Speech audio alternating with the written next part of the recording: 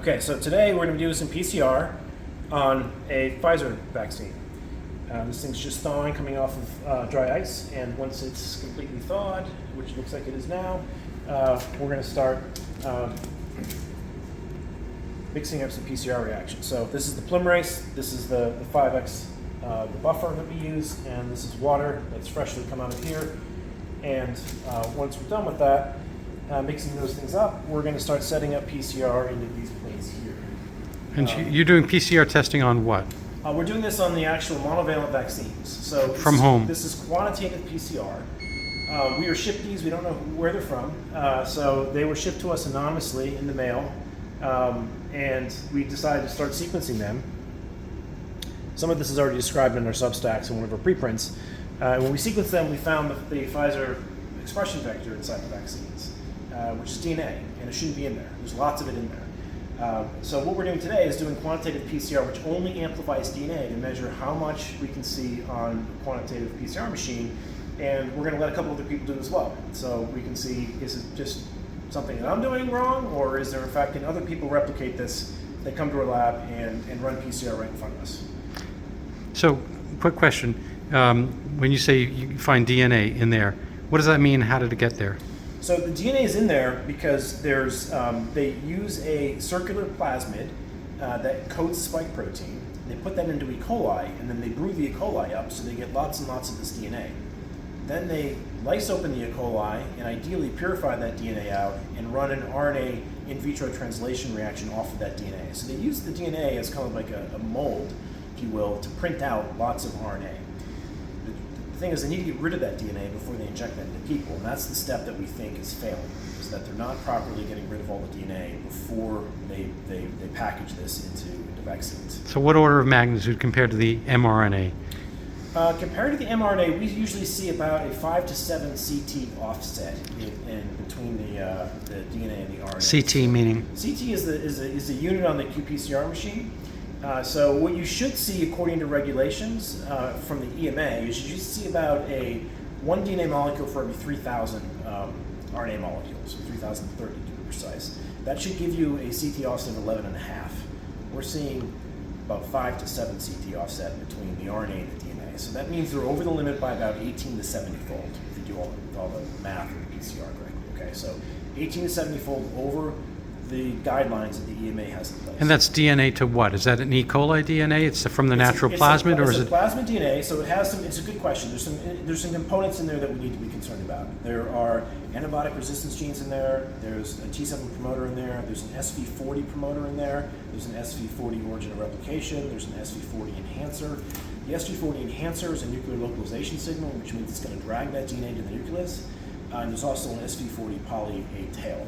Now all that adds up to about 466 bases from SV40. It doesn't have the whole 5,200 bases of SV40, but it has those 466 bases, which we know are strong promoters and localized to the nucleus. So this brings a concern up for DNA integration. If you're injecting people with high amounts of this DNA, does these SV40 components integrate into the genome?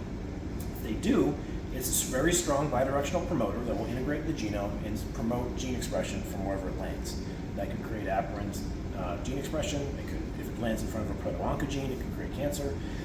So we don't know the frequency of these integration events. In fact, we don't have any evidence that's happening. We just know that prior publications suggest this is a concern, and this is the reason why the FDA and the EMA have limits on how much DNA should be in these vaccines. Fair enough. Does this happen with the adenovirus style, the J&J or the flu shots? Yes, the adenovirus ones are notorious for integration. Those are all DNA-based vaccines, and most of those have been pulled from the market now. So the annual flu shot, how does that differ? I'm not familiar on that. I haven't sequenced any of those. I don't know what are in those, so I can't really. So do you have any thoughts about the Johnson & Johnson adenovirus, I call it the flu shot style version of the COVID vaccine? All I know about the J&J is we did sequence the J&J vaccine, and we put the sequence public. I know it's an adenovirus. It's over 30,000 bases long, but I don't know much more about it than that. I just haven't, since they started pulling those from the market, all of our attention's been on the mRNAs. But there is literature out there suggesting those adenovirus vaccines have a propensity to integrate the genomes. Now we're just making up a master mix, which is adding water, polymerase, and buffer, and then primers ultimately, so that we then have a PCR cocktail that we can use. These things are practically frozen on. There we go. All right, so this is going to be 24 microliters of. Wait a minute. Spin that down. I'm having I'm finding 25 in there. But reaction buffers have like magnesium chloride and a couple salts that help this thing come together. And then next thing we're going to add is 30 microliters of primer probe. So this is something that does the magic. This here. I got that tip hit something. So these are the fluorescent primers and probes. There's one that this one targets the Ori. This one is going to be it's going to glow green on the cycler, hence the green top. All right, that's going to give us 15 of this. This is going to target the plasmid that should not be in the vaccine, but is. And you're going to see it probably pop up in the CT of around 20.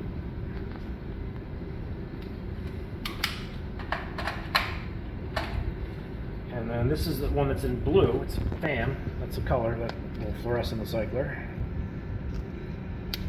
Technically, these things all have different wavelengths, but What's FAM? FAM is fluorescein. So it's a fluorescent dye that sits in the end of the probe and gets cleaved off when the polymerase marches around. Okay, so we've got our brew made up, and now what you guys can all do is have fun pipetting this in there. Now, so we're going to use this microtiter plate. It's got 96 wells in it. We'll probably do about 30 reactions in here. Each of us will probably do 10. And all we have to do next is add, I think there's a P20 sitting right here, is add 16.8. Go. We've got the plate set up. Simon set up 16 of these wells. I set up 8 of them just as a side-by-side control, and there's 3 wells in here that are negative controls. This is a thermal cycler. It's going to heat and cool the plate for a period of time. And this is an optical head here that's going to measure the fluorescence in the course of each cycle. Get your fingers out of there. All right. So we're running here on a slightly quicker protocol than what we've published before. In fact, we were doing this for minute extensions in the past, but we've since been able to trim some time off of this. We can do 30-second extensions at 65. And you'll notice there isn't an RT step in this because we're doing qPCR. Normally when we do RT qPCR, there's like a 50-degree 5-minute or 10-minute step up front just to turn all the RNA into DNA before you start. But we don't have to do that because we're just going after DNA today. We're going to do 40 cycles, and once we hit go on this thing, we're going to have it collect every single well, even though we know we only have things that are in one, I think, in a couple of columns over here. We're just going to collect everything in 3 channels and put it on that machine. Hit start. Let me see if I can drop this somewhere in some place we're going to find this. Maybe the VAX one, and it'll be a new folder of. Got it going? All right, so we're looking at an electrophoresis system here. This is an Agilent tape station. These things separate DNA by size. This here is a particular PCR assay that somebody ran, and you're seeing a couple peaks here of PCR products. Now, inside these gels are cyber dyes that are specific to staining DNA, and in the case when we want to run RNA in here, we have to use a different tape that we put on here that is a different dye that stains only RNA. The challenge some of these systems have dealing with N1-methylpseudouridine is that it looks a little bit like DNA and RNA in a lot of these dyes. So we think there's crosstalk between these dyes and that new base that they put in the vaccines. The other thing we now know is that there's a lot of DNA that is hybridized to the RNA. So that means when you're trying to stain this, there's a combination of the plasmid DNA and the RNA for the vaccine stuck together, and some of the dyes stick to both of those. So it's very difficult sometimes to use these systems to get a quantitative assessment of how much DNA RNA is there. We initially started with the system and it was giving us 10-fold higher estimates of the amount of DNA contamination that was there. So we moved over to quantitative PCR and the numbers came down substantially. The other system that uses these fluorescent dyes is a fluorometer that's quite common. So when they introduce a new nucleotide like N1-methylpseudouridine, there's very little literature on how these detection tools work with that. So these fluorometers we think are off because that has that particular base changes the TM of the RNA so radically that it ends up forming lots of hairpins. So it ends up being double-stranded RNA, not single-stranded RNA, and that stains a little bit differently with these dyes. It's also very sticky with DNA, so you end up with DNA and RNA hybrids that sometimes follow up these tools. So when we're measuring these things with cyber green dyes, I think we're getting elevated numbers compared to when we measure them with quantitative PCR. So what do you do as a precaution to keep yourself honest, basically? You have to measure it like 6 different ways to Sunday because it's a new molecule. So are you Don't getting know what cohesive things. results in that sense? No, so the sequencing probably underestimated it the most because sequencing, when you do RNA sequencing, those methods tend to favor sequencing RNA over DNA. So we got probably the lowest estimate from RNA sequencing. Then we ran to these gel systems, and then we went completely the other direction and got exaggerated numbers because I think some of the RNA is staining and looking like DNA in those tools. And then we went back to quantitative PCR, which ended us right in the middle. And I think that's the best method to use. That's what the EMA is using with Pfizer, is they're looking at this with quantitative PCR. And we're using EMA? The EMA is the European Medicines Agency. So Pfizer had submitted information about 10 lots on how much double-stranded DNA contamination they had to the EMA, and it varied by 815-fold. And the way that they're measuring it was with qPCR. Now we're doing a little bit more than just qPCR. We're doing RT-qPCR and qPCR. qPCR measures only DNA. RT-qPCR measures both RNA and DNA. RT for reverse transcriptase. So that measures both. So you get the signal from the RNA and the signal from the DNA as a composite in that. And if you have that and the qPCR, you can kind of figure out ratios of how much RNA to DNA there is. That's important for the European Medicines Agency because they have a ratiometric guideline, which is how much DNA to RNA as a ratio you're allowed to have. The FDA has a different guideline, which is the total amount of DNA that you can have, which is 10 nanograms of DNA, and they're over that limit too. But they don't have a ratiometric guideline. So to deal with the FDA, we just measure it with qPCR. To deal with the EMA, we have to do both RT-PCR and qPCR to zero in. Are there documented dangers to having different levels of DNA or yes, contaminant? Keith Pettin actually at the FDA wrote those documents, and they've been increasing the number over time. When they first started, they were down in the picogram range, and over time, the pharmaceutical industry has pressured them to relax that and let it go all the way up to the 10 nanogram level. A lot of those regulations did not consider repeat dosing, like getting 5 or 6 boosters. They just thought you're going to get one of these things. The other thing they didn't consider was that this DNA is, we know, packaged in the lipid nanoparticles. All right, so they did all of their work just injecting naked DNA. But if you actually put it in a lipid nanoparticle, you know that you're now putting a laser-guided missile to a cell, and it's going to go right to the nucleus with these things. So they really need to reconsider all of the DNA, the double-stranded DNA contamination, knowing that this stuff is being delivered in transfection. Right. So just getting back to the concept about influenza-type vaccinations, which I include the J&J, they didn't have lipoparticles, so even if there were contaminants, wouldn't be on a direct route to the nucleus, such as you're saying. I don't know what's in those vaccines. If they're protein vaccines, or if they actually have, if they have an attenuated virus, those are pretty effective at getting to cells too. But I haven't dug into the influenza vaccines. Fair enough. Yet, so I'm unfortunately not well versed on those. Right. But we have done work here to show that this DNA contamination that exists actually is in the LNPs, and that all you have to do is take this file. In the LLP, say it again. Lipid nanoparticles. If Yeah. you take this file, you can see it's kind of cloudy. Right? That cloudiness are the LNPs, the lipid nanoparticles. And if you were to see if I can get a camera floating around in easy access, but your camera may not be able to pick up the fact that those are very cloudy. But if you add a nuclease to that, known as DNase 1, you would expect it to eat up the DNA if the DNA were outside of the LNPs. The LNPs are meant to be a shell that protects it from nucleases. So when we do that, when we add DNase 1 to this, the CTs don't change on PCR. So DNA is just an enzyme against DNA to break it up. To break it up, yeah. And we know that this material here is DNase 1 resistant. It does not have any capacity. It doesn't get degraded by DNA. That means the Right. DNA is inside the LNPs. Got it.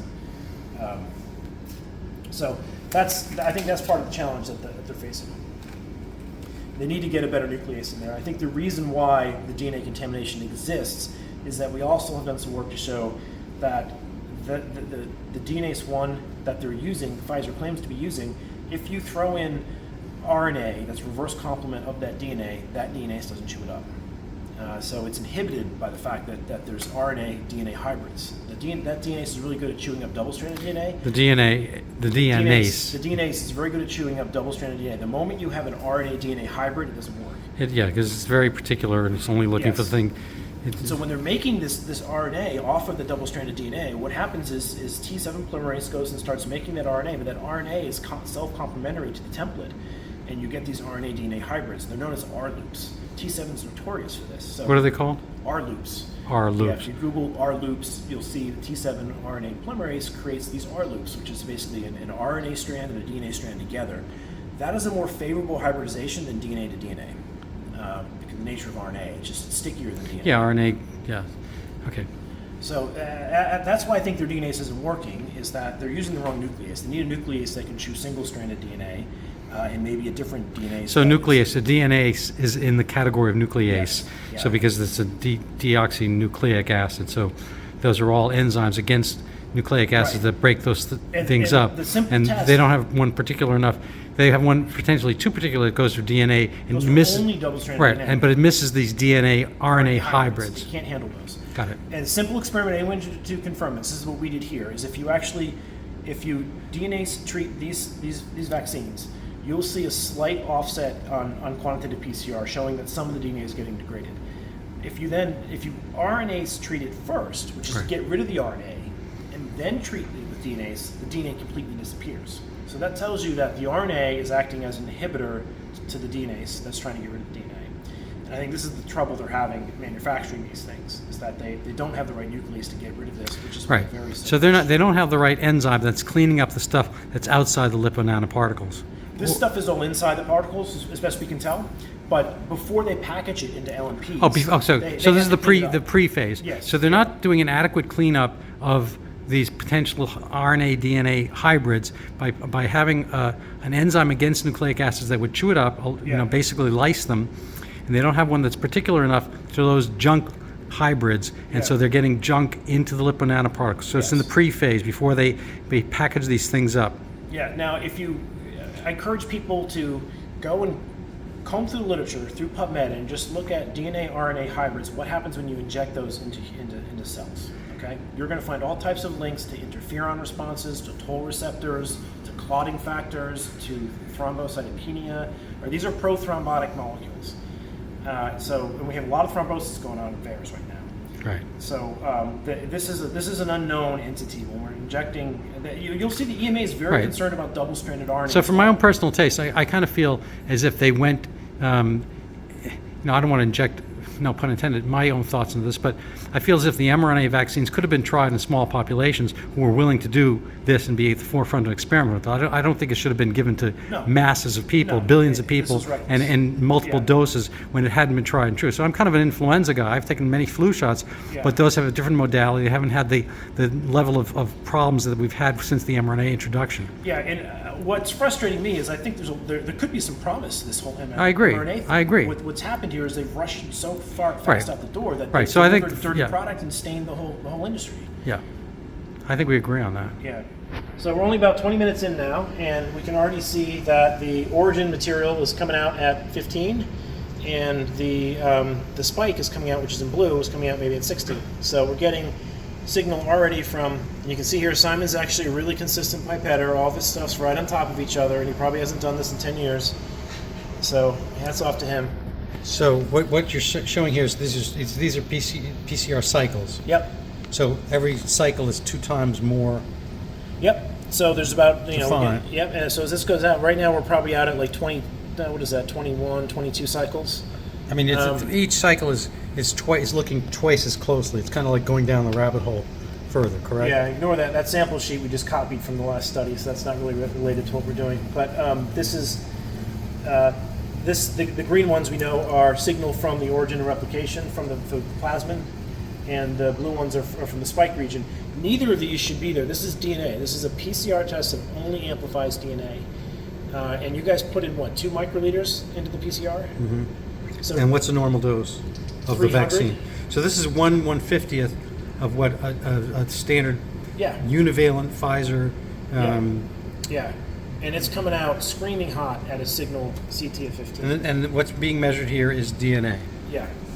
DNA in two different regions in the plasmid, under the spike region and under the origin of replication in the backbone of the plasmid. The origin of replication shouldn't be anywhere near this thing, right? That was never disclosed to any patient that took this injection. Now, if you imagined if you could get another 150-fold, like concentrate all the DNA in one shot into one PCR, the 2 microliters, and still insert it in here, you would end up having this thing shift probably down to 12.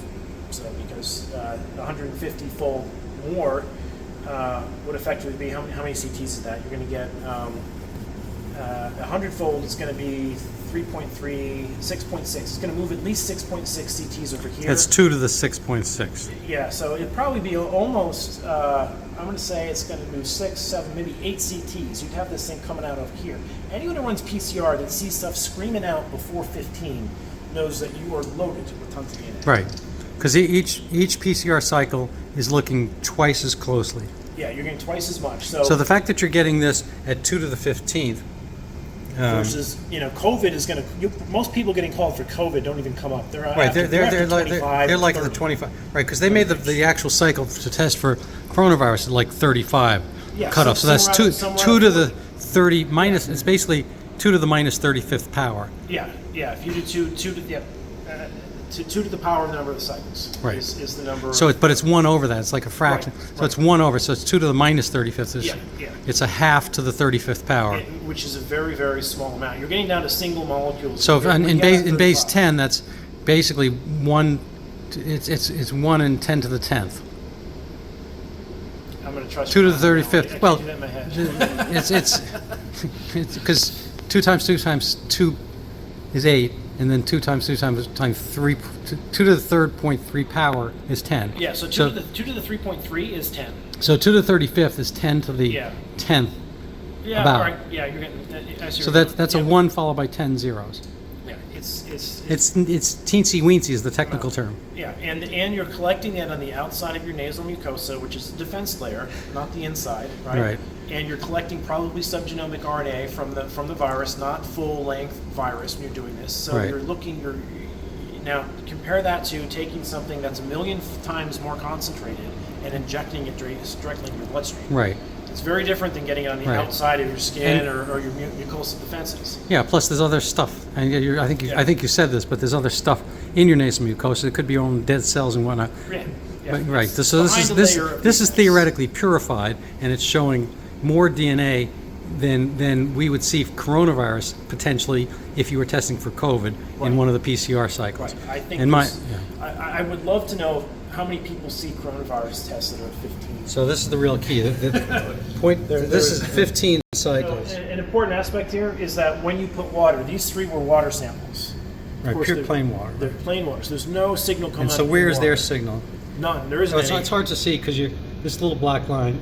Could you key it and unkey it? Right. So So that's just showing that there's. does it rise at all? Do the same black? You shouldn't get any signal in the water. This is what happens when you're in a signal that actually has sample. So do the controls with just the water. So the black line showing it's 0. So that's your control. So that's not showing any, and the other ones are the ones showing the right. So that's a little bit tricky to see on a video.